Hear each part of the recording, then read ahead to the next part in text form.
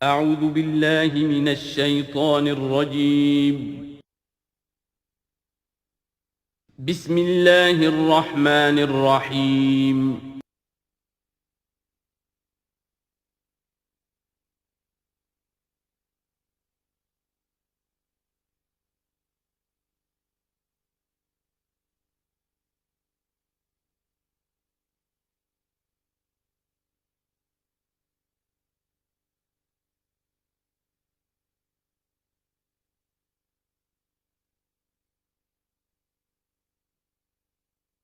الحمد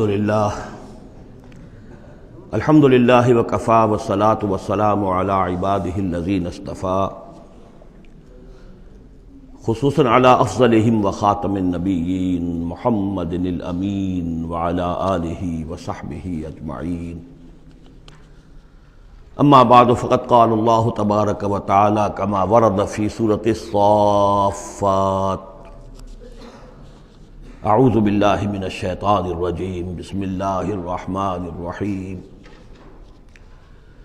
قال قائل منهم انی کان لی قرین یقول ائنک لمن المصدقین اذا متنا وکنا ترابا وعظاما ائنا لمدینون قال هل انتم مطلعون فاطلع فرآہ فی سواء الجحیم قال تاللہ ان کدت لتردین ولولا نعمت ربی لکنت من المحضرین صدق اللہ العظیم رب اشرح لی صدری ویسر لی امری واحلل عقدۃ من لسانی یفقہوا قولی اللہم ربنا الہمنا رشدنا واعذنا من شرور انفسنا اللہم ارنا الحق حقا وارزقنا اتباعہ وارنا الباطل باطلا وارزقنا اجتنابہ اللہم وفقنا لما تحب وترضى اللہم ربنا آنس وحشتنا فی قبورنا وارحمنا بالقرآن العظیم اللہم اجعلہ لنا اماما ونورا وہدا ورحمہ اللہم ذکرنا منہ ما نسینا وعلمنا منہ ما جہلنا وارزقنا تلاوتہ آناء اللیل واطراف النہار واجعلہ لنا حجتا یا رب العالمین آمین۔ سورہ صافات کے دوسرے رکوع میں اہل جنت کے ایک مکالمے کا تذکرہ تھا، جس سے یہ اندازہ ہوگا کہ کس قدر سادہ مزاج متواضع وہ لوگ ہوں گے کہ جو اللہ تعالیٰ کے فضل و کرم سے جنت میں داخل ہوں گے۔ قال قائل منہم، ان میں سے ایک کہے گا کہنے والا، انی کان لی قرین، یہ اہل جنت ہیں، آپس میں گفتگو کر رہے ہیں، میرا ایک ساتھی تھا، دوست تھا، یقول ائنک لمن المصدقین، مصدقین وہ مجھ سے کہا کرتا تھا کہ تمہیں کیا ہو گیا ہے، تم رسول کی تصدیق کر رہے ہو، کتنی بے تکی بات ہے، اور تم تصدیق کر رہے ہو محمد کی صلی اللہ علیہ وسلم، اذا متنا وکنا ترابا وعظاما ائنا لمدینون، کیا جب ہم مر جائیں گے اور ہم ہو جائیں گے مٹی اور ہڈیاں، ہڈیاں بھی گڑی سلی ہوں گی اور سڑی گلی ہوں گی، اور یہ کہ مٹی، باقی جسم تو مٹی بن چکا ہوگا، تو کیا پھر ہمیں کوئی جزا ملے گی، بدلہ ملے گا؟ قال هل انتم مطلعون، تو کہے گا وہ کوئی کہنے والا کہ کیا تم لوگ دیکھنا چاہتے ہو، جھانک کر دیکھو گے تمہارا وہ دوست جو تمہیں گمراہ کرنے کی کوشش کرتا تھا وہ کہاں ہے، کس حال میں ہے، دیکھنا چاہو گے؟ یعنی اہل جنت کے لیے یہ اہتمام بھی کیا جائے گا۔ فاطلع، تو وہ جھانک کر دیکھے گا، فرآہ فی سواء الجحیم، تو دیکھے گا اس کو جہنم کے، دوزخ کے گویا کہ بیچوں بیچ اس کی تہہ میں۔ قال، وہ کہے گا، تاللہ ان کدت لتردین، خدا کی قسم تم تو قریب تھے کہ مجھے بھی برباد کرتے، مجھے بھی گراتے یہاں، یعنی یہ تو اللہ کا بڑا فضل ہوا کہ میں نے تمہاری باتوں پر زیادہ دھیان نہیں دیا، اور جو بات میرے دل کو لگ گئی تھی، جو بات مجھے بھلی لگی تھی، جس کی گواہی میری قلب کی گہرائیوں سے برآمد ہوئی، میرے دل نے جس کو حق جانا میں نے اسے قبول کیا، ورنہ یہ کہ تم تو تلے ہوئے تھے کہ جس طرح تم تباہ ہوئے ہو اسی طرح مجھے بھی اس جہنم کے گڑھے میں اپنے ساتھ لے کر گرتے۔ ولولا نعمت ربی لکنت من المحضرین، اور اگر میرے رب کی نعمت مجھ پر نہ ہوتی، احسان نہ ہوتا، انعام نہ ہوتا، یہ تو اللہ کا فضل ہے میرے پروردگار کا، تو میں بھی ہو جاتا انہی لوگوں میں سے جو یہاں پکڑے ہوئے آئے ہیں گرفتار ہو کر اور اس جہنم کے حوالے کر دیے گئے ہیں۔ افما نحن بمیتین، اب یہ آپس میں گفتگو کر رہے ہیں جنت والے، تو کیا اب ہمیں مرنا تو نہیں ہے؟ کیا اب ہمیں نہیں مرنا ہے؟ یعنی اب جنت میں آ کر تو ہم یہاں مستقل رہیں گے نا۔ وہ میں کہہ رہا تھا آپ سے کہ کس کو سادہ مزاج کے لوگ ہوں گے اور ان کے اندر کوئی تعلی نہیں ہوگی کہ ہم نے تو بڑی محنت سے جنت کمائی ہے، اب تو یہاں ٹھسے سے ہم رہیں گے اور ہمیشہ ہمیشہ رہیں گے۔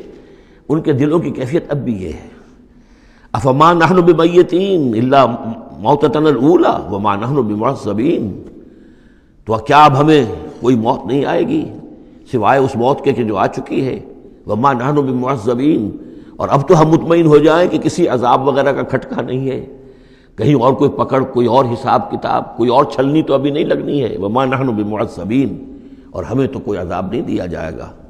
ان ھذا لہو الفوز العظیم، یقیناً یہ تو پھر بہت بڑی کامیابی ہے۔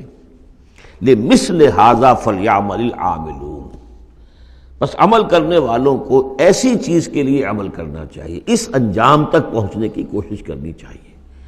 یہ ہے وہ انجام کہ جو اہل جنت کا ہوگا، اور اس انجام کو اپنے سامنے رکھ کر ہر محنت کرنے والا، عامل تو سب ہیں، بھاگ دوڑ تو سب کر رہے ہیں، دنیا پیش نظر ہے، دنیا بھی بغیر بھاگ دوڑ کے تو نہیں ملتی، محنت ہوتی ہے، دن رات کی ہوتی ہے، خون پسینہ ایک کر کے دنیا ملتی ہے، لیکن یہ ہے کہ اصل میں یہ خون پسینہ جو ہے انسان کا وہ اتنا قیمتی ہے کہ اس کے عوض تو یہ جنت حاصل کرنی چاہیے، نہ یہ کہ محض دنیا کی چند روزہ زندگی کے عیش و آرام اور صرف اس کی زیبائش و آرائش۔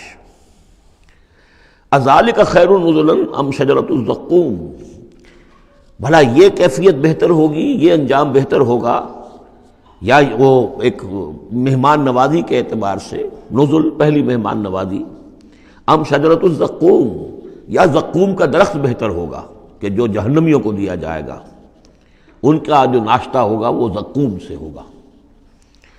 انا جعلناھا فتنۃ للظالمین، ہم نے اس درخت کو ظالموں کے لیے، کافروں کے لیے فتنہ بنا دیا۔ اس کا ذکر آ چکا ہے سورہ بنی اسرائیل میں کہ یہ جو درخت ہے زقوم، قرآن کہتا ہے کہ جہنم میں ہوگا، جہنم تو آگ کی جگہ ہے، تو وہاں درخت کیسے ہو جائے گا؟ کہاں درخت کہاں آگ؟ تو ہم نے اس کو فتنہ بنا دیا ہے۔ وہ لوگ سب ساری چیزیں جو ہے اس دنیا کے قوانین پر قیاس کر رہے ہیں، اس عالم کے قوانین یہ نہیں ہے، اس قوانین اور ہیں۔ یہاں کی آگ تو ایک دفعہ جلا دیتی ہے تو انسان مر جاتا ہے، وہاں کی وہ آگ جلائے گی لیکن مرنے نہیں دے گی۔ یہاں کھال جھلس گئی تو پھر کوئی لمبی چوڑی جو ہے وہ پلاسٹک سرجری کی جائے تو شاید دوبارہ کچھ ہو جائے، ورنہ یہ کہ خود بخود تو نہیں آ جائے گی، لیکن وہاں یہ ہے کہ جیسے ہی کھال جھلس جائے گی اور کھال اللہ تعالیٰ ان کو عطا کر دے گا۔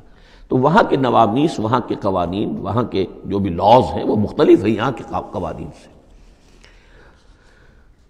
انا جعلناھا فتنۃ للظالمین انھا شجرۃ تخرج فی اصل الجحیم، وہ ایک درخت ہے کہ جو جہنم کے بالکل تہ میں سے ابھرے گا، نکلے گا۔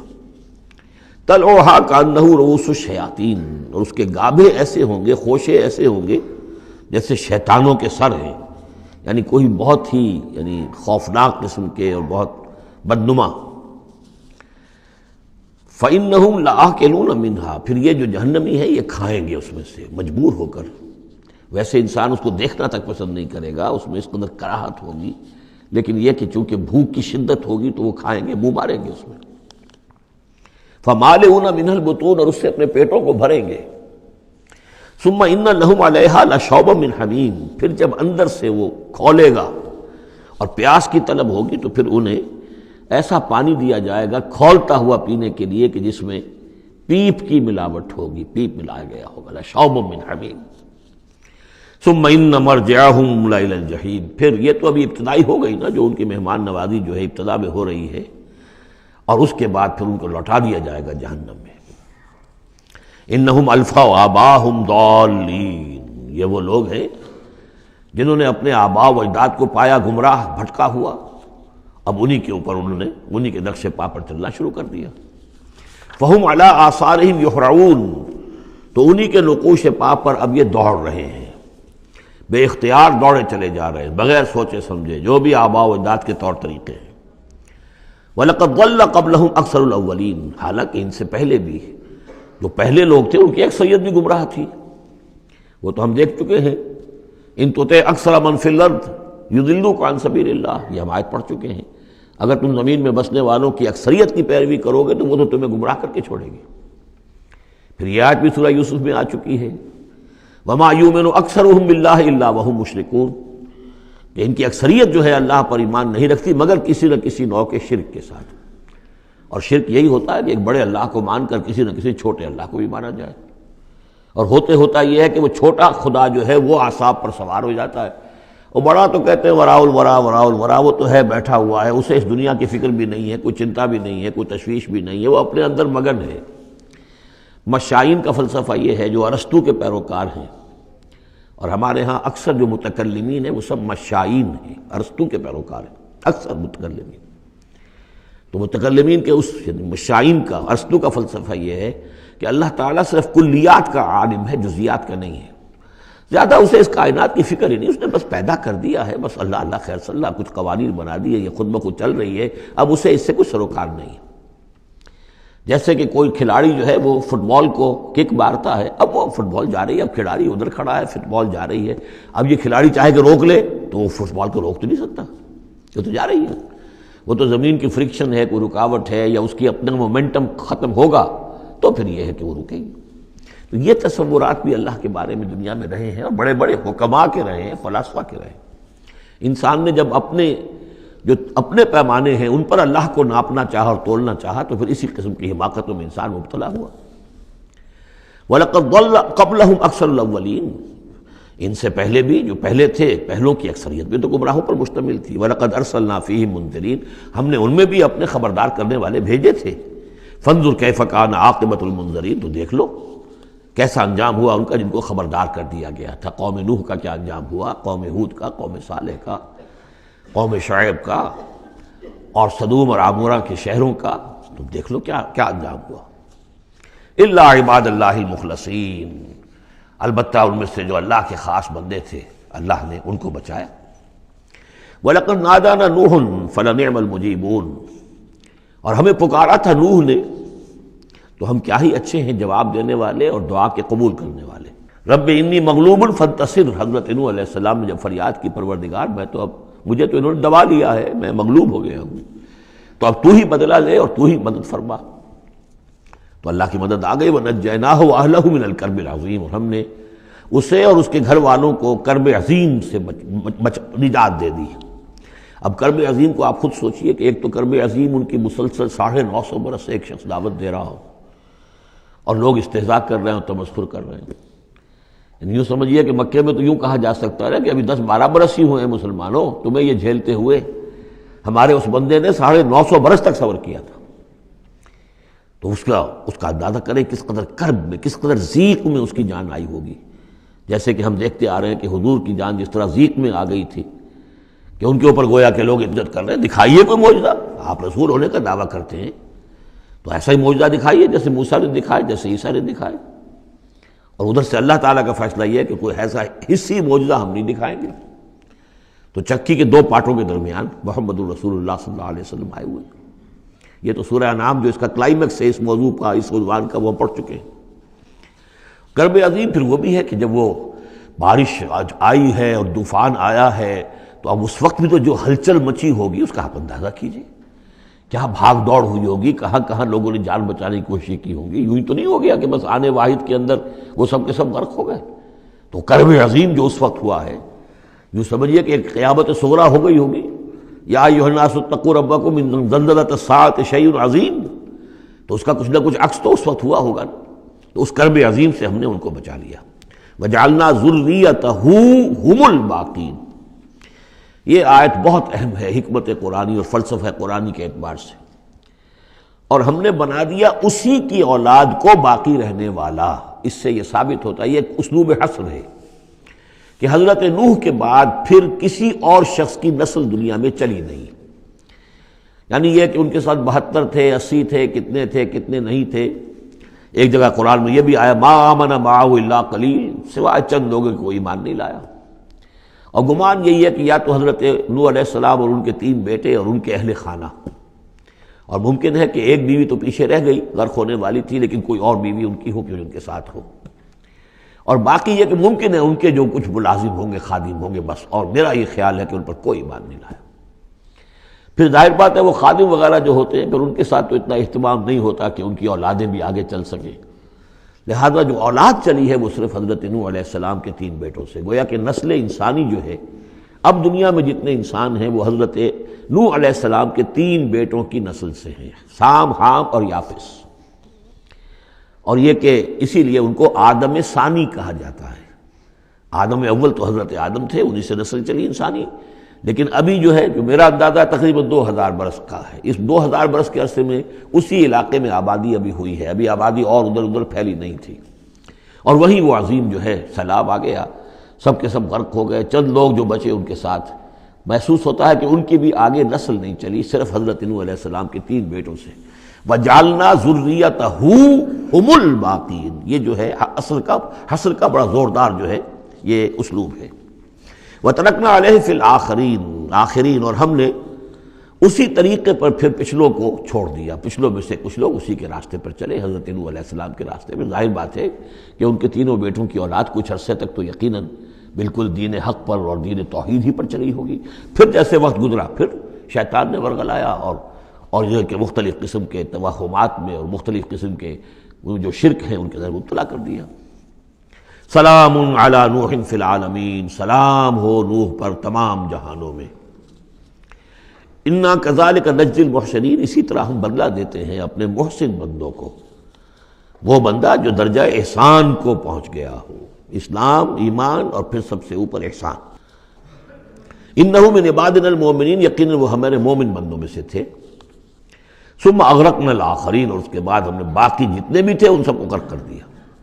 وَإِنَّ مِن شِيعَتِهِ لَإِبْرَاهِيمَ، اور اسی کی راہ پر چلنے والوں میں، اسی کی جماعت میں سے، اسی کے حزب میں سے ابراہیم تھے، یعنی یہ کہ جو نسل چلی ہے آگے تو حضرت ابراہیم بھی جو اٹھے ان کی حضرت سام کی اولاد میں سے، حضرت سام کی اولاد میں قوم عاد بھی ہے، اسی میں پھر قوم سمود بھی ہے، اور بھی اقوام ہیں، سیمیٹک ریسز جتنی بھی ہیں، لیکن یہ کہ شہر ار میں جو موجودہ جو عراق ہے اس کے بہت جنوبی علاقے کے اندر یہ شہر تھا جس کے اب کھنڈرات برآمد ہوئے ہیں، وہاں حضرت نوح علیہ السلام، حضرت ابراہیم علیہ السلام کی پیدائش ہوئی، اور وہ حضرت ابراہیم، حضرت نوح ہی کے طریقے پر توحید پر چل رہے ہیں۔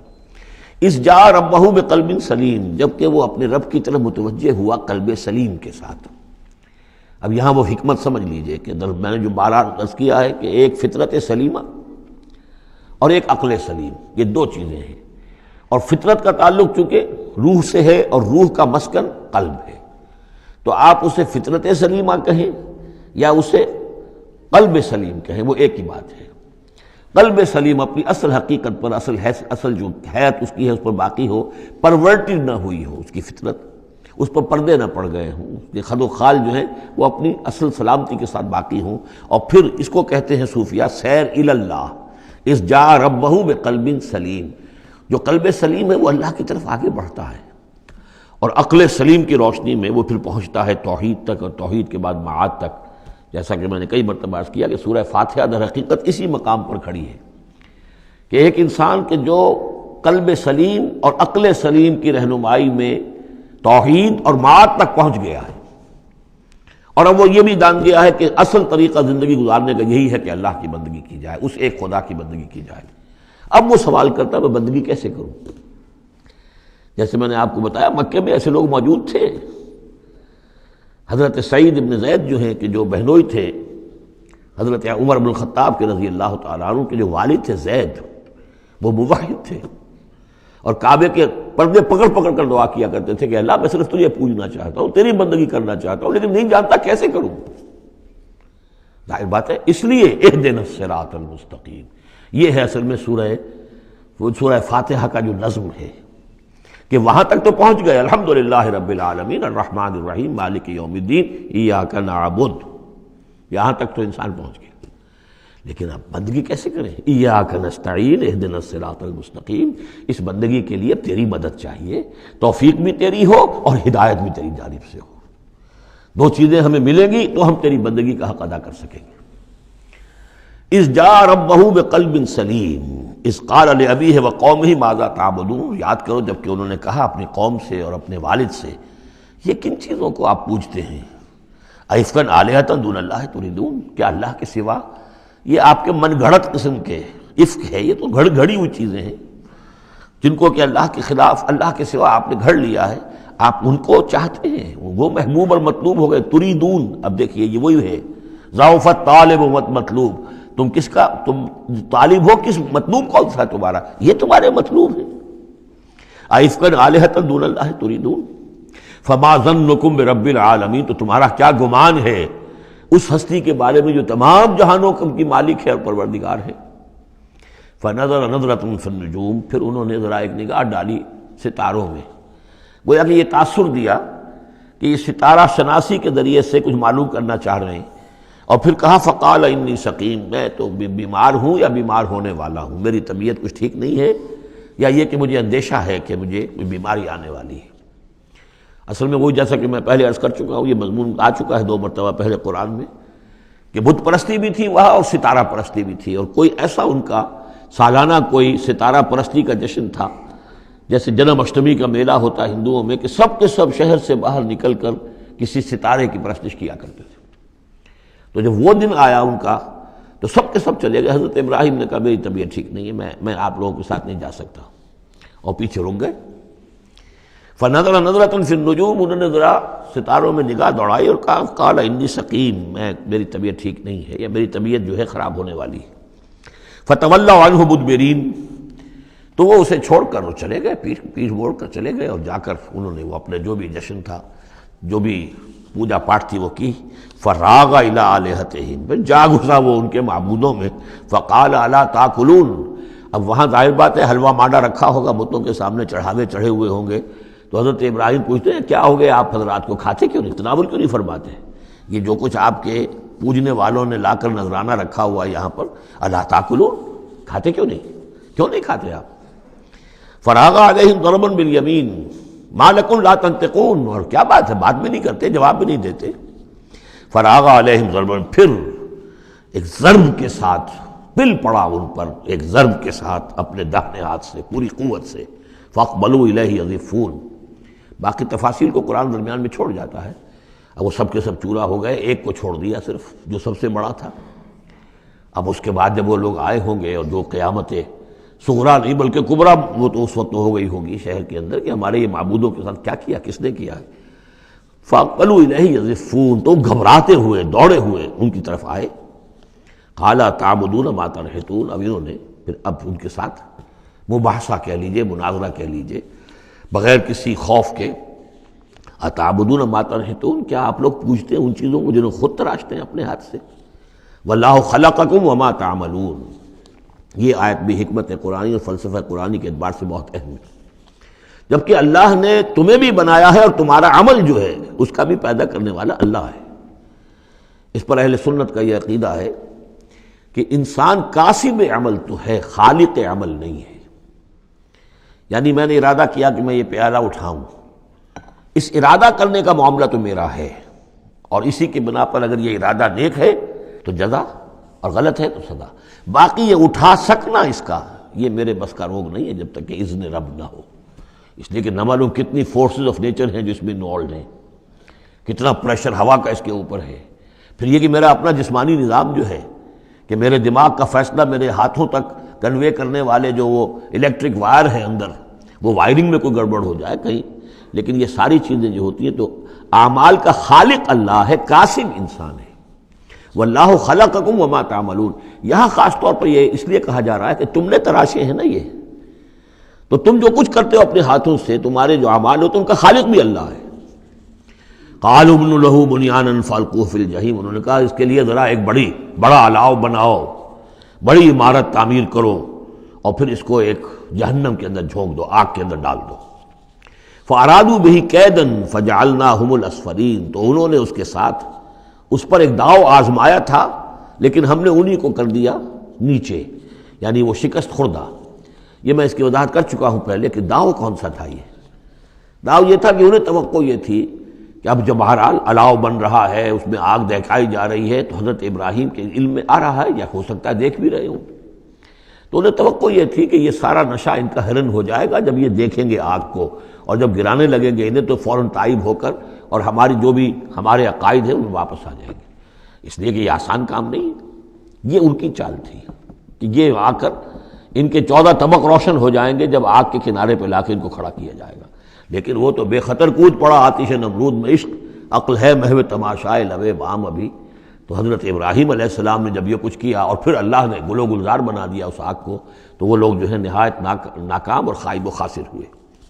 وقال انی ذاہب الی ربی سیہدین، اور اب حضرت ابراہیم نے فرمایا کہ میں اپنے رب کی طرف جاتا ہوں، وہ مجھے ہدایت دے گا، یعنی راستہ بتائے گا. یعنی اب ہجرت کر رہے ہیں، یہ قانون ہے.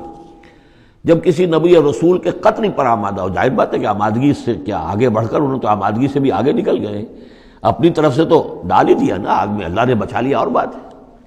جیسے کہ یہودیوں نے حضرت مسیح کو تو اپنے طور پر تو سولی پر چڑھا دیا، اللہ نے جو کیا وہ علیحدہ بات ہے. اللہ نے معجزے کے طور پر ان کو آسمان پر اٹھا لیا. قال انی ذاہب الی ربی سیہدین، میں تو اب اپنے رب کی طرف ہجرت کروں گا اور وہ مجھے راستہ بتائے گا. میں جاؤں کہاں؟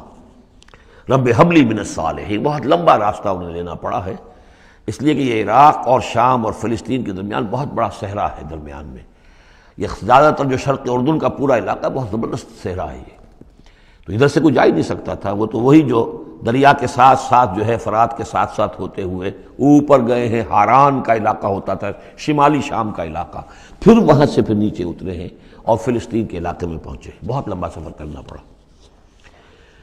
وقال انی ذاہب الی ربی سیہدین رب حب لی من الصالحین. اور اب دل سے ایک دعا نکلی، پروردگار مجھے عطا فرما کوئی نیک بیٹا، صالح بیٹا. حب لی، مجھے دے، بخش دے. فبشرناہ بغلام حلیم، تو ہم نے اسے ایک ایسے بیٹے کی بشارت دی جو حلیم ہے. اس لفظ حلیم کے بارے میں ایک بات بہت نوٹ کر لیجئے، یہ قرآن مجید میں صرف اللہ کے لیے آیا ہے یا صرف دو اشخاص کے لیے، حضرت ابراہیم کے لیے اور حضرت اسماعیل کے لیے. تیسری کسی جگہ پر کسی شخصیت کے لیے حلیم کا لفظ نہیں آیا. کل 3 مرتبہ آیا ہے غیر اللہ کہہ لیجیے، یعنی باقی تو اللہ کے لیے. حلیم تو وہ تو ہے ہی ہے، بار بار آ رہا ہے، بار بار آ رہا ہے. لیکن اللہ کی یہ شان وہ ہے کہ جو گویا کہ زیادہ عام نہیں ہے لوگوں کے اندر، ورنہ یہ کہ کچھ نہ کچھ عکس ہر چیز کا اللہ کی صفات کا لوگوں میں ہے. لیکن حلم جس کو کہتے ہیں، حضرت ابراہیم کے لیے 2 مرتبہ اور حضرت اسماعیل کے لیے غلام حلیم. اس کے مقابلے میں حضرت اسحاق کے لیے لفظ آتا ہے غلام علیم.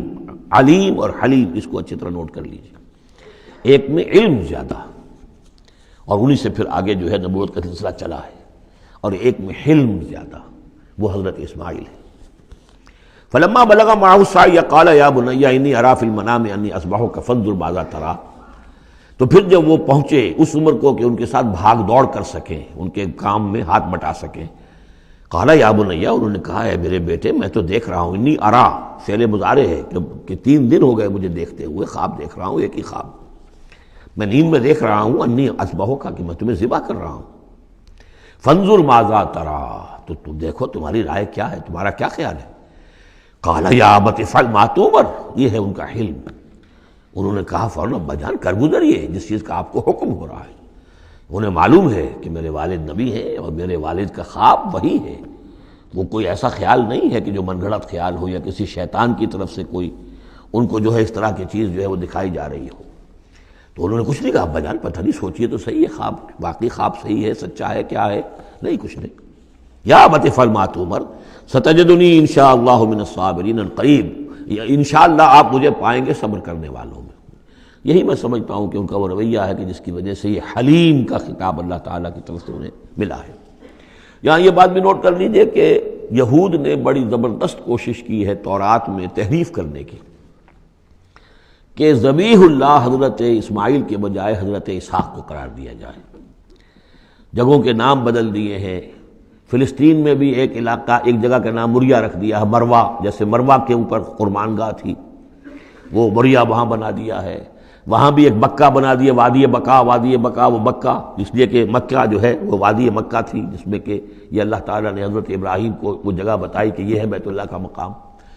اور یہ کہ عجیب بات یہ ہے کہ بعض ہمارے مفسرین بھی ان کے اس پروپیگنڈے سے متاثر ہو گئے ہیں، اور یہ کہ ذبیح اللہ جو ہے وہ حضرت اسماعیل نہیں بلکہ حضرت اسحاق ہیں. غالباً اگر میرا حافظہ ٹھوکر نہیں کھا رہا تو تبری اس مغالطے میں مبتلا ہو گئے، بہت بڑے مفسر ہیں۔ تو اس پر جو کتاب لکھی مولانا حمید الدین فراہی نے عربی زبان میں، وہ بہت مارکے کی کتاب تھی، الرائے الصحیح فی من هو الذبیح، کون ذبیح ہے اس کے بارے میں صحیح رائے، عربی زبان میں لکھی۔ اس کا ترجمہ مولانا اصلاحی صاحب نے کیا تھا، وہ ہم نے شائع کیا تھا انجمن خدام القرآن کے تحت، غالباً اب بھی کہیں ہوگا، لیکن وہ کتاب اتنی دقیق ہے، اتنی مشکل ہے، عام ذوق کی نہیں ہے، اس لیے میں نے ایک مرتبہ بہت سی وہ شائع کر لی تھی، وہ بہت عرصے تک پڑھی نہیں، پھر اس کے پڑھنے والے نہیں نکلے۔ قال یا بنی انی اری فی المنام انی اذبحک فانظر ماذا تری، قال یا ابت افعل ما تؤمر ستجدنی ان شاء اللہ من الصابرین، فلما اسلما وتلہ للجبین، تو جب ان دونوں نے فرما برداری کی روش اختیار کر لی اور حضرت ابراہیم نے اسماعیل کو لٹا دیا پیشانی کے بل کہ تاکہ چہرہ سامنے نہ ہو، بجائے سامنے وہ چلانے کے چھری اس گدی پر چلانے کی کوشش کی۔ وَنَادَيْنَاهُ يَا ابراہیم، اور ہم نے پکارا ہے ابراہیم کا صدقت الرؤیا، تم نے تو اپنا خواب سچا کر دکھایا۔ اِنَّا كَذَلِكَ نَجْزِي الْمُحْسِنِينَ، ہم اسی طرح اپنے محسن بندوں کو بدلہ دیتے ہیں۔ إِنَّ هَذَا لَهُوَ الْبَلَاءُ الْمُبِينُ، یقیناً یہ بہت بڑی آزمائش تھی۔ یہ شاباش کی حد ہے کہ ممتحن یہ کہے اس سے کہ جس کا امتحان لے رہا ہو کہ بھائی امتحان بڑا سخت لیا تھا میں نے تمہارا واقعتاً، اب یہ شاباش کا جو ہے یوں سمجھیے کہ سب سے آخری شکل ہے کہ ممتحن کہے۔ اس موضوع پر میں نے ایک تحریر لکھی تھی جو کتابچے کی شکل میں موجود ہے، حج اور عید الاضحیٰ اور اس کی حکمت، اس میں نے یہ چیزیں بیان کی ہیں۔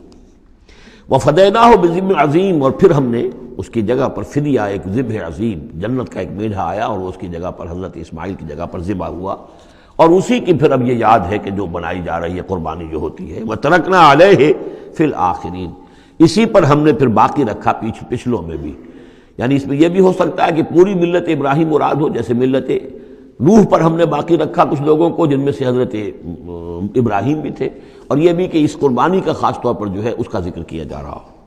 سلام علی ابراہیم، سلام ابراہیم پر، کذالک نجزی المحسنین، اسی طرح ہم بدلہ دیتے ہیں اپنے محسن بندوں کو، انہ من عبادنا المؤمنین، یقیناً وہ ہمارے مومن بندوں میں سے تھے۔ وبشرناہ باسحاق نبیا من الصالحین، اور ہم نے بشارت دی انہیں اسحاق کی کہ جو انبیاء ہی میں کے زمرے میں سے ایک نبی ہوں گے۔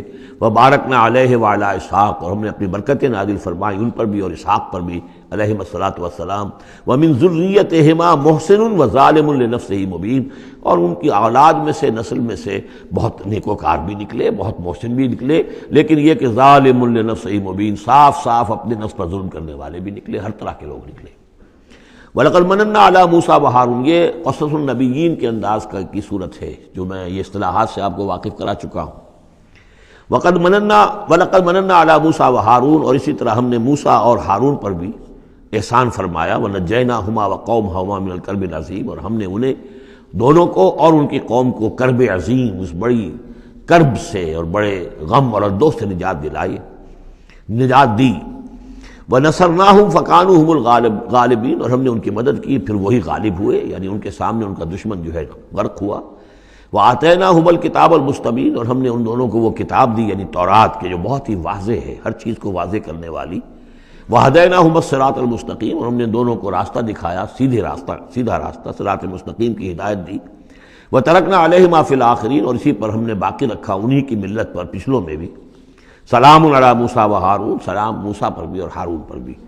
انا کذالک نجزی المحسنین انہما من عبادنا المؤمنین وان الیاس لمن المرسلین، اور یقیناً الیاس بھی ہمارے رسولوں میں سے تھے، یہ حضرت ہارون کی نسل میں سے تھے۔ اور بال بک ایک شہر ہے بال کا، بک اصل میں پرانی عبرانی زبان میں شہر کو کہتے تھے، بکہ، تو یہ بکہ جو تھا یہ بک، تو بال بک، بک کا شہر، تو یہ تو یوں سمجھیے کہ اللہ کا گھر، اللہ کا شہر، اور یہ ایک بال کا بھی ایک شہر تھا، بال ان کا بہت بڑا معبود تھا، اور وہ سانڈ کی شکل میں اس کا بت بنتا تھا۔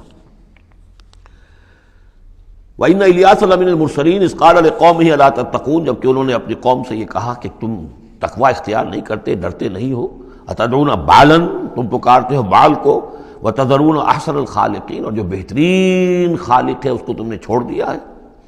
اللہ ربکم، جو اللہ ہے تمہارا رب ہے، وَرَبَّ آبائکم الأولین، اور تمہارے جو پچھلے آباء و اجداد تھے ان سب کا رب ہے۔ فَكَذَّبُوهُ فَإِنَّهُمْ لَمُحْضَرُونَ، تو انہوں نے اس کو جھٹلا دیا اور تو وہ سب کے سب جو ہیں وہ پکڑے ہوئے آئیں گے قیامت کے دن، گرفتار ہو کر حاضر کر دیے جائیں گے، محضر ہوں گے۔ الا عباد اللہ المخلصین، سوائے ان میں سے ان اللہ کے نیک بندوں کے کہ جن کو اللہ نے اپنے لیے خالص کر لیا تھا۔ وَتَرَكْنَا عَلَيْهِ فِي الْآخِرِينَ، اور ہم نے اسی پر پھر باقی رکھا پچھلوں میں بھی، اسی ملت اسی طریقے کا ایک تسلسل چلا آ رہا ہے۔ ان هذه امتکم امۃ واحدۃ، یہ بات دو مرتبہ یہ آیت آ چکی ہے۔ سلام علی الیاسین انا کذالک نجزی المحسنین انہ من عبادنا المؤمنین۔ اب یہ جو بار بار آ رہی ہیں آیتیں میں ان کا ترجمہ نہیں کر رہا ہوں، اور بہت سادہ بھی ہیں کہ جن کے ترجمے کی ضرورت نہیں ہے۔ وَإِنَّ لُوطًا لَمِنَ الْمُرْسَلِينَ، اور یقیناً لوط بھی رسولوں میں سے تھے۔ اذ نجیناہ وَأَہلَہ اجمعین، جبکہ ہم نے اسے بھی نجات دی اور ان کے گھر والوں کو بھی، سب کو۔ اصل میں اس کے سب کی تفصیل قرآن مجید سے تو ایسے معلوم ہوتا ہے کہ خاصا بڑا خاندان ہوگا، خاصا بڑا گھرانہ ہوگا، جن میں سے صرف ایک جو ہے عورت، ان کی بیوی جو تھی وہ رہ گئی پیچھے۔ تورات سے یہ معلوم ہوتا ہے کہ ان کی صرف 2 بیٹیاں تھیں اور کوئی خاندان نہیں تھا، بس وہ اپنی 2 بیٹیوں کو لے کر نکلے ہیں، واللہ عالم۔ قرآن کے بیان سے اندازہ جو ہوتا اہل، تو معلوم ہوتا ہے کہ خاندان جو ہے وہ کسی سائزیبل ہوگا، واللہ عالم۔ الا عجوزا فی الغابرین، سوائے ایک بڑھیا کے جو پیچھے رہنے والوں میں تھی۔ ثم دمرنا الاخرین، پھر ہم نے جڑ سے اکھاڑ کر پٹک دیا پچھلوں کو، باقیوں کو۔ وَإِنَّكُمْ لَتَمُرُّونَ عَلَيْهِمْ مُصْبِحِينَ، اور تم گزرتے ہی ہو صبح کے وقت ان پر سے، یعنی جہاں ان کے کھنڈرات تھے، جس کے بارے میں ابھی حال ہی میں خبر آئی ہے کہ کچھ برٹش جو ہیں آرکیالوجی وغیرہ سے جن کو دلچسپی ہے اور جو اس کے ماہر ہیں، تحقیق کی ہے کہ وہ ڈیڈ سی کے پانی کی سطح کے نیچے اب آثار تلاش کیے جا چکے ہیں اس سدوم اور عمورہ کے، وہ موجود ہیں، اور تورات اور قرآن دونوں کی پوری توثیق ہو گئی ہے۔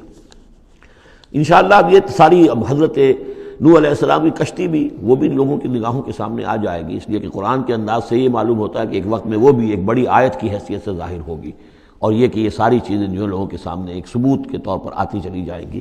یہ ساری تاریخ جو قرآن بیان کر رہا ہے اور تورات نے بیان کی، صحیح ہے۔ وَإِنَّكُمْ لَتَمُرُّونَ، تم گزرتے ہو، جب تمہارے قافلے جاتے ہیں تو وہاں سے گزر کر جاتے ہو، تم صبح کے وقت بھی اور باللیل، کبھی رات کے وقت بھی۔ افلا تعقلون، تو کیا تم عقل سے کام نہیں لیتے؟ وَإِنَّ يُونُسَ لَمِنَ الْمُرْسَلِينَ، اور یونس بھی اسی طرح اللہ کے رسولوں میں سے تھے۔ اذ ابق الى الفلك المشحون، جبکہ وہ بھاگ کر پہنچا اس کشتی میں کہ جو پہلے ہی سے لدی ہوئی تھی، اس کو چونکہ اپنی قوم کو چھوڑ کر غصے میں بھرے ہوئے، ذهب مغاضبا، یہ ہم پڑھ چکے ہیں، یعنی اپنے قوم کے انکار اور کفر کی وجہ سے اتنا انہیں طیش آیا، اتنا غصہ ہوا، غضبناک ہو کر، بس یہ غلطی ہوئی کہ انہیں انتظار کرنا چاہیے تھا کہ اللہ تعالیٰ کی طرف سے انہیں ایکسپریس پرمیشن ملے، واضح کہ اب ہاں تم اپنی قوم کو چھوڑ کر چلے جاؤ۔ اس کے بغیر رسول اپنی جگہ نہیں چھوڑ سکتا۔ لیکن یہ کہ وہ اس وقت جو ان کے اندر حمیت حق تھی وہ اتنے جوش میں آئی کہ بس ایک بات کا سہو ہو گیا، خطا ہو گئی۔ اب وہ گئے ہیں چھوڑ کر، تو پھر وہ غالباً وہی دجلہ اور فرات میں سے کسی دریا کے اندر کوئی کشتی ہوگی، اس میں یہ سوار ہو گئے۔ فساہم فکان من المدحضین، تو اس کشتی کا کوئی ڈولنے لگی، کوئی معلوم ہوا کہ ڈوب جائے گی، تو انہوں نے یہ کہا ان کے اپنے رواج کے مطابق، یا تو یہ کہ وزن کم کرنے کے اعتبار سے سوچا ہوگا کہ ایک آدمی کو تو یہاں سے اترنا ہوگا ورنہ پوری کشتی ڈوب جائے گی۔ روایات میں یہ بھی آتا ہے کہ انہوں نے سمجھا کہ کوئی غلام بھاگا ہوا آیا ہے اور اس کی وجہ سے ہماری یہ کشتی جو ہے یہ اب یہ ڈوبنے کے قریب آ گئی ہے، تو پھر اس قرعہ اندازی کی کہ کون ہے وہ، اور قرعہ اندازی میں نام حضرت یونس کا نکلا، تو انہوں نے اٹھا کے انہیں اور وہ دریا میں پھینک دیا۔ فساہما، انہوں نے قرعہ ڈالا، فکان من المدحضین، تو وہی ہوا جسے دھکیل دیا گیا دریا کے اندر۔ فالتقمہ الحوت، تو اسے نگل لیا مچھلی نے، کوئی ویل ہوگی بڑی مچھلی، اور آج کل تو آپ کو معلوم ہے جس سائز کی ہوتی ہیں۔ وہو ملیم، اور وہ ملامت زدہ تھے اللہ کی طرف سے۔ اب ظاہر بات ہے کہ جو بھی خطا ہو جاتی ہے اور جتنی بڑی شخصیت ہوتی ہے اس کے بارے میں ان کی چھوٹی سی خطا کے اوپر بھی اللہ کا جو اظہار ہوتا ہے ناراضگی کا، وہ بہت سخت ہوتا ہے۔ جن کے رتبے ہیں سوا، ان کی سوا مشکل ہے ان کے مقامات کے اعتبار سے۔ فلولا انہ کان من المسبحین، تو اگر نہ ہوتے وہ تسبیح کرنے والوں میں سے، لا الہ الا انت سبحانک انی کنت من الظالمین، وہ ہم پڑھ چکے ہیں آیت کریمہ۔ اس کا انہوں نے اس کشتی، اس مچھلی کا معاملہ اللہ نے ایسا خاص بھی رکھا ہوگا کہ کوئی اور ان کو جو ہے وہ ابھی ان کی موت وہاں واقع نہیں ہوئی، اس کے اندر گھٹن کی وجہ سے، اللہ کے اختیار میں سب کچھ ہے، اور وہ وہاں زندہ بھی رہے اور تسبیح کرتے رہے۔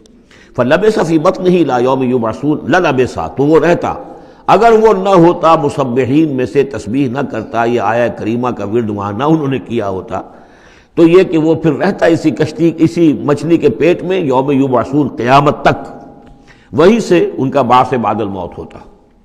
فنبذناہ بالعراء، لیکن یہ کہ انہوں نے چونکہ اللہ سے اپنی معافی چاہی اور استغفار کیا، لا الہ الا انت سبحانک انی کنت من الظالمین، تو اللہ تعالیٰ نے ان کو اس مچھلی کو حکم دیا اور مچھلی نے اسے بالعراء، ایک چٹیل میدان میں کہیں اگل دیا، اور جا کر وہ ایک ساحل کے پر کسی پر چٹیل میدان کے اوپر وہ ڈال دیے گئے۔ وہو سقیم، حالت ان کی خستہ تھی، مچھلی کے پیٹ میں رہے ہیں تو کوئی ڈائجسٹو جوسز وغیرہ نہیں، آخر کھال وال کو جو کچھ کیا ہوگا، بہت خستہ حالت کے اندر وہ مچھلی نے اگل دیا، اب وہ چٹیل میدان پر پڑے ہیں۔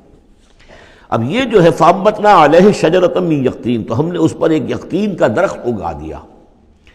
اس کی مجھے اس سے پہلے کئی تفاسیر میں تو نہیں ملی ہے بات، لیکن ہمارے ہاں ایک صاحب یہی کراچی میں، ان کا انتقال ہوا چند سال پہلے، احمد الدین مارہروی، یہ محکمہ تعلیم سے متعلق تھے، اللہ تعالیٰ ان پر اپنی رحمت نازل فرمائے۔ تو وہ محکمہ تعلیم میں کبھی رہے ہیں مکران کے علاقے میں، تو ان کا وہاں ایک بیل ہوتی ہے، اگین کہتے ہیں، اگین، یہ یعنی بلوچوں کے ہاں اور مکرانیوں کے ہاں اس کا نام اگین ہے، اور وہ بیل ایسی ہے کہ جس کے پتے بڑے بڑے ہوتے ہیں اور وہ زمین میں پھیلتی جاتی ہے، اور اس کے اندر کچھ ایسا انسیکٹیسائیڈ ہے، کوئی ایسی چیز ہے، ریپیلنٹ ہے، کہ کوئی جو ہے حشرات الارض اس کے قریب نہیں آتے۔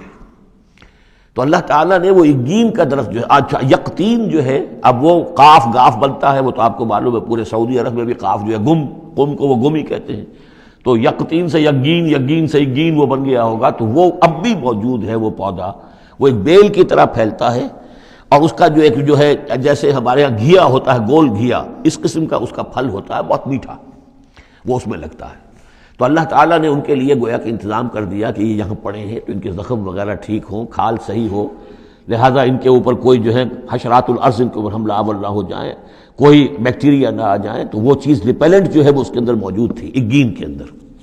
وَأَنبَتْنَا عَلَيْهِ شَجَرَةً مِّن يَقْطِين، ہم نے یقطین کی ایک بیل اس کے اوپر اگا دی، اب اس کا سایہ بھی ہو گیا، دھوپ سے بھی بچت ہو گئی، اور وہاں پڑے پڑے ہی وہ جو پھل جو ہوگا اس کا، کہ جو اس کے اندر مٹھاس بھی تھی اور غذا بھی دے رہی ہے، تو وہاں سے ان کو وہ پھل بھی اللہ نے دے دیا۔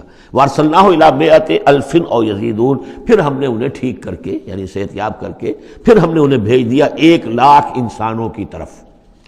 آیا یہ اپنی ہی قوم کی طرف واپس آئے ہیں یا کسی اور قوم کی طرف بھیجے گئے، یہ یقین کے ساتھ معلوم نہیں ہے، لیکن یہ کہ پھر انہیں، اور غالباً یہی ہے اغلب کہ اپنی ہی قوم کے پاس واپس آ گئے، جن کا کہ عذاب ٹل گیا تھا، حالانکہ عذاب کے آثار شروع ہو چکے تھے، لیکن سورہ یونس میں ہم پڑھ چکے ہیں، ایک ہی یہ واقعہ ہوا ہے تاریخ میں کہ عذاب کے آثار شروع ہونے کے بعد کوئی قوم توبہ کرے اور اس کی توبہ قبول ہو جائے، اور یہ کہ عذاب الہی ٹل جائے۔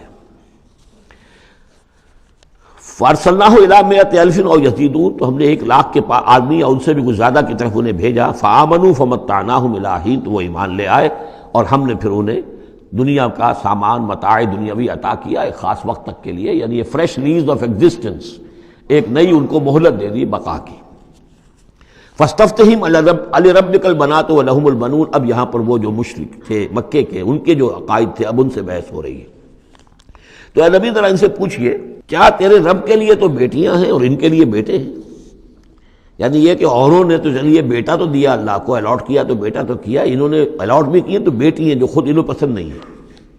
ام خلقنا الملائکۃ اناثا، کیا ہم نے فرشتوں کو واقعی مؤنث بنایا تھا؟ وہم شاہدون، وہ گواہ ہیں اس کے، انہیں معلوم ہے کہ واقعتاً ہم نے فرشتوں کو جو بنایا تھا تو مؤنث بنایا تھا۔ الا انہم من افکہم لیقولون، نہیں آگاہ ہو جاؤ، یہ ان کے اپنے بنائے ہوئے جھوٹ موٹ کے عقائد ہیں، اور وہ کہتے ہیں ولد اللہ، اللہ کی اولاد ہوئی، وانہم لکاذبون، یقیناً وہ جھوٹے ہیں۔ اصطفى البنات علی البنین، کیا اللہ تعالیٰ نے بیٹوں کو چھوڑ کر بیٹیاں پسند فرما لی؟ ما لکم کیف تحکمون، تمہیں کیا ہو گیا ہے، تم کیسے فیصلے کر رہے ہو، کیسی رائے دے رہے ہو؟ افلا تذکرون، تو کیا تم دھیان نہیں کرتے، عقل سے کام نہیں لیتے؟ ام لکم سلطان مبین، کیا تمہارے پاس کوئی کھلی سند ہے، کوئی سلطان ہے؟ اب یہ صورت بھی نوٹ کر لیجئے، یہ تیسری صورت ہے اسی سٹائل کی، سورہ حجر، پھر سورہ شعراء، پھر یہ سورہ صافات، وہی انداز، چھوٹی چھوٹی آیتیں، اور ردم ہے تیز، صوتی آہنگ زیادہ نمایاں ہے، ڈیوائن میوزک جس کو میں کہا کرتا ہوں، ملکوتی غنا جو ہے ان صورتوں کے اندر۔ تو یہ بھی ابتدائی دور کی صورتوں میں سے ہے۔ ایسا محسوس ہوتا ہے کہ اللہ تعالیٰ نے مکی صورتوں کے ہر گروپ کے اندر ایک جو ہے ابتدائی زمانے کی صورت جو ہے وہ شامل کر دی، اور اس کا جو حکمت میری سمجھ میں اب تک آئی ہے، واللہ عالم کوئی اور بڑی حکمت بھی ہو سکتی ہے جو ہمارے علم میں ابھی نہ آئی ہو، لیکن یہ کہ تاکہ مونوٹنی نہ رہے بلکہ مضامین کے اندر تنوع پیدا ہو جائے۔ لیکن ظاہر بات ہے کہ اب ایک آدمی پڑھ رہا ہے قرآن مجید، فرض کیجئے ایک شخص جو ہے ایک پارہ روزانہ پڑھتا ہے، تب اس میں یہ ہے کہ اس کے سامنے مضامین ایسے نہ ہوں کہ بس وہ کئی دن تک متواتر ایک ہی قسم کے مضامین میں رہے، بلکہ یہ کہ پھر بدل کر عدل کر مضامین آتے چلے جائیں۔ واللہ عالم۔ ام لکم سلطان مبین، کیا تمہارے پاس کوئی کھلی سند ہے؟ فاتو بکتابکم ان کنتم صادقین، تو لاؤ نا اپنی کوئی کتاب اگر تمہارے پاس ہے، اگر تم سچے ہو۔ وجعلوا بینہ وبین الجنۃ نسبا، اور انہوں نے ایسا بھی کیا ہے کہ اللہ اور جنوں کے درمیان بھی نسب کا رشتہ قائم کر دیا ہے۔ وَلَقَدْ عَلِمَتِ الْجِنَّةُ وَإِنَّهُمْ لَمُحْضَرُونَ، اور جنوں کو خوب معلوم ہے کہ انہیں تو گرفتار کر کے پیش کیا جائے گا، سب کے سب جو ہیں حاضر کیے جائیں گے۔ سبحان اللہ عما یصفون، اللہ پاک ہے ان تمام چیزوں سے جو یہ بیان کر رہے ہیں۔ الا عباد اللہ المخلصین، سوائے اللہ کے وہ بندے، وہ جنات میں بھی ہوں گے انسانوں میں بھی ہوں گے، اللہ تعالیٰ جنہیں اپنے لیے خالص کر لیتا ہے۔ فَإِنَّكُمْ وَمَا تَعْبُدُونَ، تو تم اور وہ کہ جن کو تم پوجتے ہو، وَمَا أَنْتُمْ عَلَيْهِ بِفَاتِنِينَ، اور کسی کو اس کے ہاتھ سے بہکا کر نہیں لے سکتے، الا من هو صال الجحیم، سوائے اس کے کہ جو خود گرنے والا ہے جہنم کے اندر۔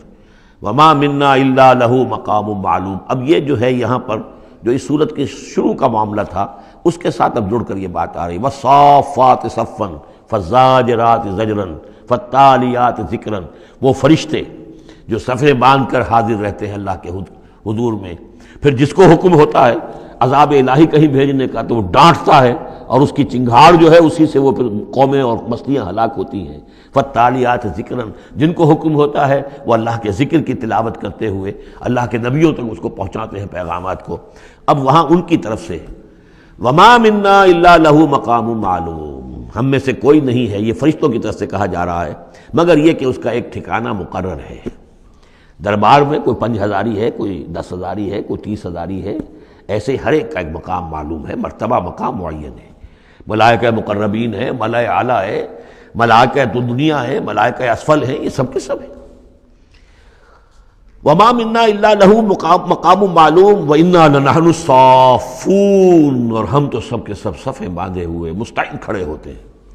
وانا لنحن المسبحون، اور یقیناً ہم تو سب کے سب تسبیح کرنے والے ہیں پروردگار کی۔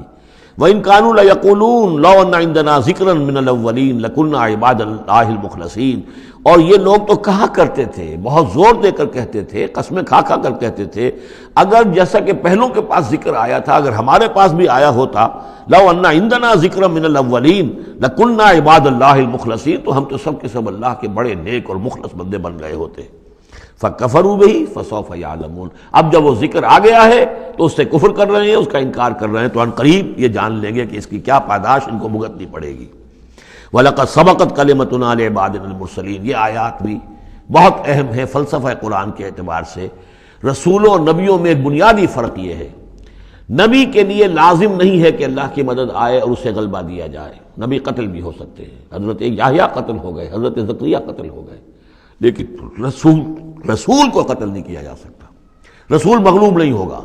جیسے ہی محسوس ہوگا کہ اب قوم غالب آ رہی ہے، رسول مغلوب ہو رہا ہے، رسول اور اس کے ساتھیوں کو بچا لیا جائے گا اور پوری قوم کو غرق کر دیا جائے گا یا برباد کر دیا جائے گا۔ یہ اللہ کا قاعدہ قانون ہے رسولوں کے بارے میں۔ وَلَقَدْ سَبَقَتْ كَلِمَتُنَا لِعِبَادِنَا الْمُرْسَلِينَ، یہ بات تو ہماری پہلے سے طے شدہ ہے اپنے ان بندوں کے لیے کہ جن کو ہم رسول بنا کر بھیجتے ہیں، عبادنا المرسلین، انہم لہم المنصورون، یقیناً ان کی مدد کی جائے گی۔ اور میں یہ صیغہ جو ہے مستقبل کا بول رہا ہوں، اصل میں تو اب وہ بات ختم ہو چکی محمد الرسول اللہ صلی اللہ علیہ وسلم پر، لیکن ماضی میں یہ اللہ کا قاعدہ اور قانون رہا ہے رسالت کے بعد میں۔ وَإِنَّ جُنْدَنَا لَهُمُ الْغَالِبُونَ، اور یقیناً ہمارا لشکر جو ہے وہی غالب آ کر رہے گا۔ یعنی اللہ کا لشکر کون ہے؟ اللہ کا حزب اللہ کون سی ہے؟ اللہ کا رسول اور اس کے ساتھی اہل ایمان۔ محمد الرسول اللہ والذین معہ، یہ کون تھے؟ یہ حزب اللہ تھے، اپنے وقت کے حزب اللہ یہ ہے۔ اور عیسیٰ اور ان کے ساتھ ان کے حواری یہ کون تھے؟ یہ اس دور کی حزب اللہ ہے۔ فَتَوَلَّ عَنْهُمْ حَتَّىٰ حِينٍ، تو اے نبی ذرا آپ رخ پھیر لیجئے ان سے ایک وقت تک کے لیے، آپ زیادہ ان کی یہ استہزاء کریں، تمسخر کریں، آپ پرواہ نہ کریں، آپ اپنا رخ ہی پھیر لیجئے۔ وَأَبْصِرْهُمْ فَسَوْفَ يُبْصِرُونَ، تو آپ بھی ذرا ان کو دیکھتے رہیے، آپ اعراض کر کے ذرا پھر انتظار کیجئے، دیکھتے رہیے دور سے، فسوف یبصرون، تو ان قریب یہ بھی دیکھ لیں گے. افبعذابنا یستعجلون، تو کیا یہ ہمارے عذاب کی جلدی مچا رہے ہیں کہ لے آؤ محمد عذاب صلی اللہ علیہ وسلم. فَإِذَا نَزَلَ بِسَاحَتِهِمْ فَسَاءَ صَبَاحُ الْمُجْرِمِينَ منذرین، پھر جب وہ عذاب اترے گا ان کے میدان میں، ساحہ کہتے ہیں بڑے میدان کو، کہ جیسے گھر ہیں اور اس کے درمیان میں کوئی بڑا جو ہے پارک ہے جیسے ہمارے ہاں ہوتے ہیں. فَإِذَا نَزَلَ بِسَاحَتِهِمْ، جب ان کے اس بڑے میدان میں وہ اترے گا وہ عذاب، فَسَاءَ صَبَاحُ الْمُنذَرِينَ، تو وہ بہت بری صبح ہوگی ان کے لیے جن کو خبردار کر دیا گیا تھا. وَتَوَلَّ عَنْهُمْ حَتَّىٰ حِينٍ، پھر دوبارہ اے نبی ابھی ذرا آپ ان کی طرف سے آپ رخ پھیر لیجئے، ان کے انکار سے زیادہ دلگیر بھی نہ ہو، ان کے انجام کے بارے میں زیادہ صدمہ بھی نہ کریں. وَلَا تَحْزَنْ عَلَيْهِمْ، آپ ان کے بارے میں رنج و افسوس بھی نہ رکھیں. فَلَعَلَّكَ بَاخِعٌ نَفْسَكَ أَلَّا يَكُونُوا مُؤْمِنِينَ، آپ اس صدمے سے اپنے آپ کو، اپنی جان کو نہ گھلائیں کہ یہ ایمان نہیں لا رہے. وَأَبْصِرْ فَسَوْفَ يُبْصِرُونَ، آپ بھی دیکھتے رہیے اور ان قریب یہ بھی دیکھ لیں گے. سبحان ربک رب العزت عما یصفون، پاک ہے اللہ تیرا پروردگار جو رب العزت ہے، عزت اور اقتدار اور اختیار والا ہے. عما یصفون، ان تمام چیزوں سے کہ جو یہ بیان کرتے ہیں. یہ نوٹ کرنے والی بات ہے کہ وصف اسی سے یصفون بنا ہے اور اسی سے صفت بنا ہے. قرآن مجید میں اللہ کے لیے یہ لفظ استعمال ہوتا ہے صرف لوگوں کی طرف سے. اللہ تعالیٰ نے اپنی کوئی صفت قرآن میں اس ایجابی یا مثبت طور پر بیان نہیں کی ہے. ویسے ہم احادیث میں لفظ ہے، لیکن یہ کہ یہ بات نوٹ کر لیجیے قرآن میں صرف نام آتا ہے. لہ الاسماء الحسنی، اس کے ہیں تمام اچھے نام. اللہ کے لیے صفت کا لفظ کہیں واضح طور پر صراحتاً جو ہے وہ نہیں آیا ہے. جہاں بھی آیا عما یصفون، جو کچھ یہ اس کو وصف بیان کر رہے ہیں، جو کچھ اس کے بارے میں یہ کہہ رہے ہیں، سبحانہ و تعالی عما یصفون، اللہ اس سے پاک ہے، بلند و برتر ہے. وسلام علی المرسلین، اور سلام ہو تمام رسولوں پر. والحمد للہ رب العالمین، اور کل حمد بلکہ کل شکر زیادہ موضوع ہے اللہ کے لیے ہے جو تمام جہانوں کا مالک اور رب ہے. سورۃ صاد، بسم اللہ الرحمن الرحیم. صاد والقرآن ذی الذکر، 3 صورتیں قرآن مجید کی ایسی ہیں جو ایک حرف سے شروع ہوئی ہیں. ایک حرف، حرف مقطع کہیں گے اب اسے، مقطعات تو نہیں کہہ سکتے اس لیے کہ کئی حروف تو نہیں ہیں. ایک سورہ صاد ہے، ایک سورہ نون ہے، اور ایک سورہ قاف ہے. یہ سورہ صاد جو ہے یہ اس گروپ میں ہے، اس میں جو ہم پڑھ رہے ہیں جس کا مرکزی مضمون ہے توحید. سورہ قاف پہلی صورت ہے اس گروپ، ان 2 گروپوں کی کہ جن کا مرکزی مضمون ہے آخرت اور انذار آخرت. اور سورۃ القلم بالکل ابتدائی دور کی ہے. صاد والقرآن ذی الذکر، یہ بھی نوٹ کر لیجئے کہ صاد پر یہاں آیت نہیں ہے. ایک حرف جہاں آیا ہے وہ آیت نہیں ہے، البتہ 2 پر حامیم، یاسین یہ آیت ہے، طٰہٰ یہ آیت ہے. لیکن کہیں کہیں 3 پر بھی آیت نہیں. الف لام را آیت نہیں ہے، الف لام میم آیت ہے. تو یہ ساری چیزیں جو ہیں میں نے ابتدا میں جو تعارف قرآن پر تقریر کی تھی، یہ سب توقیفی چیزیں ہیں. یہ کسی کی اجتہاد کے نتیجے میں اور کسی گرامر کے اصول سے، کسی بیان کے اصول سے اس سے کوئی تعلق نہیں. توقیفی کا مطلب کہ حضور صلی اللہ علیہ وسلم کے بتانے پر موقوف ہے. جو آپ نے بتایا بس وہ ہے جو ہم مانیں گے. والقرآن ذی الذکر، اور قسم ہے اس قرآن کی جو ذکر والا ہے. اب ہم وہ صورتیں بھی پڑھ چکے ہیں جن میں قرآن کو الذکر کہا گیا ہے، یہاں ذی الذکر کہا گیا، ذکر والا قرآن جس میں ذکر ہے اللہ کا. فیہ ذکرکم، یہ بھی ہم پڑھ چکے ہیں. لیکن الذکر، انا نحن نزلنا الذکر وانا لہ لحافظون، ہم نے ہی یہ الذکر نازل کیا ہے، دی ریمائنڈنگ، اور اس کے اندر ریمائنڈنگ ہے، یہ ریمائنڈنگ کا حامل ہے، بات ایک ہی ہے. لیکن یہ کہ اس کے بعد قسم کے بعد مقسم علیہ یہاں نہیں ہے. قسم کس چیز پر کھائی؟ قسم ہے اس قرآن کی جو ذکر والا ہے. مقسم علیہ کہاں ہے؟ بل الذین کفروا فی عزۃ و شقاق، یہ تو مقسم علیہ نہیں. یہ میں آپ کو بتا چکا ہوں سورہ یاسین میں کہ جو وہاں پر آیا ہے یاسین والقرآن الحکیم انک لمن المرسلین، وہ انک لمن المرسلین، اس قسم کی تمام قسمیں جو قرآن میں آئی ہیں اس کے بعد مقسم علیہ جو ہے وہ سمجھیے کہ وہی ہے کہ قرآن گواہ ہے اس پر. قرآن ثابت کر رہا ہے کہ اے محمد صلی اللہ علیہ وسلم آپ اللہ کے رسول ہیں. بل الذین کفروا فی عزۃ و شقاق، لیکن جن لوگوں نے کفر کی روش اختیار کی ہے وہ بڑی جھوٹے غرور کے اندر، جھوٹی انا ان کی ہے، اور آپ کے زندم زندہ میں اور آپ کے مقابلے میں آ کر انہوں نے موقف اختیار کر لیا ہے اپنے غرور اور زندم زندہ میں. کم اہلکنا من قبلہم من قرن فنادوا، کتنی ہی ہم نے قوموں کو اس سے پہلے ہلاک کیا ہے، پھر وہ لگے چیخنے چلانے جب عذاب الہی آیا۔ وَلَا تَحِينَ مَنَاص، حالانکہ پھر وہ وقت گزر چکا تھا کہ جس میں کوئی خلاصی ہو سکتی، یعنی جب موت آتی ہے، موت کے آثار شروع ہو جائیں تو انفرادی توبہ کا دروازہ بند، جب عذاب کے آثار شروع ہو جائیں تو پھر قوم کی توبہ کا فائدہ نہیں، ہاں سوائے قوم یونس، الا قوم یونس، واحد ایک مثال ہے۔ وَعَجِبُوا أَن جَاءَهُم مُنذِرٌ مِّنْهُمْ، اور ان کو بڑا تعجب ہے کہ ان کے پاس آیا ہے خبردار کرنے والا انہی میں سے۔ وَقَالَ الْكَافِرُونَ هَذَا سَاحِرٌ كَذَّابٌ، اور یہ کافر کہتے ہیں کہ یہ ساحر ہے اور کذاب ہے۔ یہ دیکھ لیجئے، یہ لفظ جو ہے یہ بہت ثقیل لفظ ہے، لیکن یہ قرآن مجید میں آیا ہے۔ اور یہ نوٹ کر لیجئے کہ اصل میں یہ چونکہ میں عرض کر چکا ہوں کہ چوتھے سال کے بعد یہ جو دو گروپ ہیں صورتوں کے، جن میں سے پہلے گروپ کی 8 صورتیں ہم پڑھ چکے ہیں، اور دوسری کی 13 صورتوں میں سے اب ہم آگے آ گئے ہیں، ان میں 4 پڑھ چکے ہیں، سورہ سبا اور فاطر، یاسین اور صافات، 5ویں صورت یہ ہے صاد۔ یہ ہے سن 4 سے سن 8 تک کی بالعموم سوائے صافات کے۔ اس کو آپ نے دیکھا کہ 5 رکوعوں میں 182 آیات ہیں، وہ بالکل وہی انداز ہے، چھوٹی چھوٹی صورتیں، رکوع جو ہے 5 ہیں، 182 آیات ہیں، ایک ایک رکوع کے اندر 53 آیات بھی ہیں ایک رکوع کے اندر اس سورہ مبارکہ میں۔ بہرحال تو یہ صورت جو ہے اس وقت کی ہیں جبکہ وہ جو کشاکش تھی عرب میں وہ شدت اختیار کر چکی تھی، لہذا ان کا اب ان پر جو حملہ حضور پر وہ کر رہے تھے وہ بھی اب شدید ہو چکا تھا۔ ابتدائی دور میں صرف کہا تھا مجنون، معلوم ہوتا ہے کوئی ان کا دماغی توازن ٹھیک نہیں رہا، کسی نے ہمدردانہ بھی کہا کہ معلوم ہوتا ہے کہ کچھ، جیسے ہم بھی کبھی کہتے ہیں کہ کوئی شخص چلہ کشی کرتا تھا، کوئی خشکی چڑھ گئی ہے، کیا ہو گیا ہے، اس طرح کا معاملہ ہو گیا ہے، یہ جایا کرتے تھے، بیٹھتے تھے وہاں غار حرا میں، پتہ نہیں کوئی آسیب آ گیا ہے یا کیا ہوا ہے۔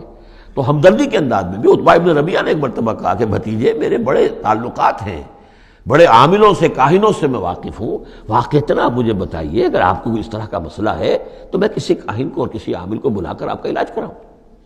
تو کچھ ہمدردی بھی تھی، کچھ ویسے استہزاء بھی تھا، کچھ تمسخر بھی تھا، لیکن یہ کہ وہ انداز اور تھا۔ اب جو آ کر انداز ہو گیا، انہیں یہ خطرہ ہو گیا تھا کہ یہ تو بہت شدید ہمارے لیے، اب جو صورتحال ہے یہ تو اب یہ آندھی بن گئی ہے، ہم نے سمجھا تھا مشت غبار ہی ہے، بس یہ ایک ریت کی ایک مٹھی ہے اور کچھ نہیں ہے، یہ تو ایک آندھی بن گئی، جھکڑ بن گیا، لہذا اس کا راستہ روکنا ضروری ہے۔ تو اب ان کا جو حضور پر ذاتی حملہ ہے وہ بھی سخت ہو گیا ہے۔